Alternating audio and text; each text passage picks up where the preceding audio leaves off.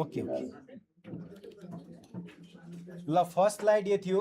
यसमा हामीले solid West डिस्पोजलको method start गऱ्यौँ, कम्पोस्टिङ पढ्या हो एक। त्यसपछि 2 नम्बरमा यो स्लाइड हेऱ्यौँ, कम्पोस्टिङलाई नै कन्टिन्यू गऱ्यौँ। 3 नम्बरमा कम्पोस्टिङको फाइदा र बेफाइदा हेऱ्यौँ।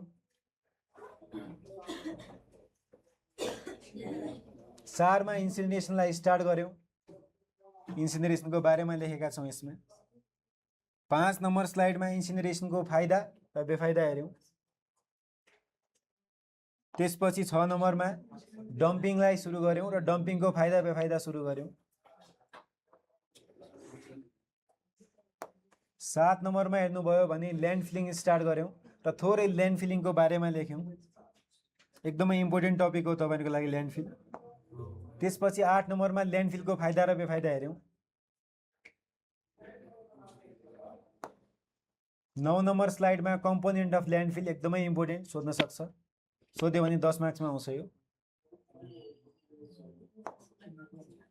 11 नम्बरमा त्यही कम्पोनेन्टलाई कन्टिन्यू गऱ्यौँ 10 नम्बर स्लाइडमा र यो लास्ट। ल थ्याङ्क यू है।